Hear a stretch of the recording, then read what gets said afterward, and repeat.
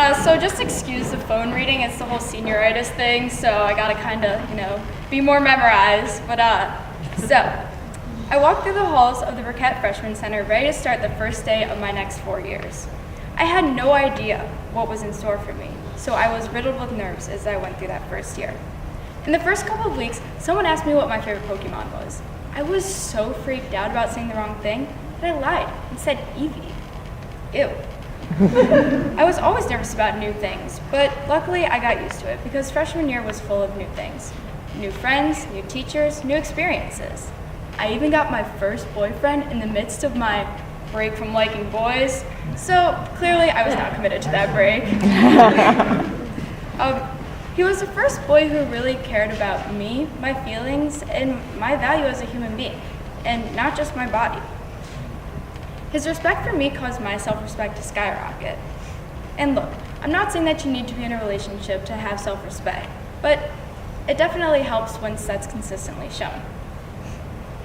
With my new self-respect, I began to push my comfort zone.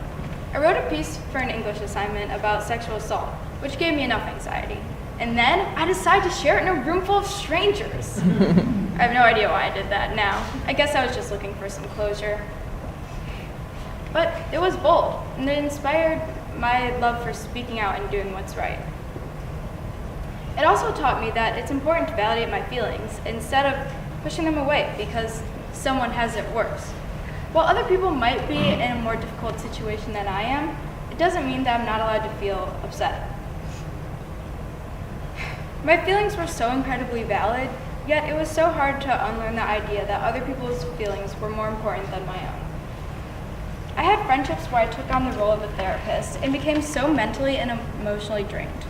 It was so hard to feel so alone in a friendship. I felt worthless. I needed to turn to professional help instead of taking on the problems of my friends. The lessons of self-worth were put to the test by COVID. Quarantine consisted of binge watching Family Feud and other pointless shows and, themed dinner nights like hibachi and beach theme. It was awesome.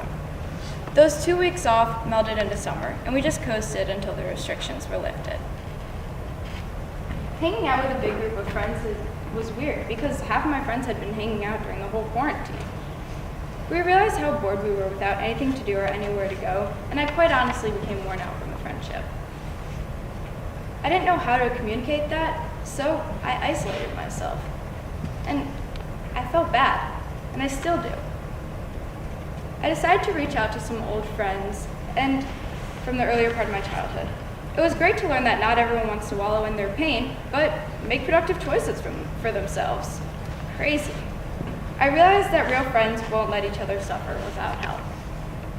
In many ways, my senior year has paid off because of the hard lessons my first 3 years have taught me. I've had to put myself out there to believe that my voice and my heart are valuable.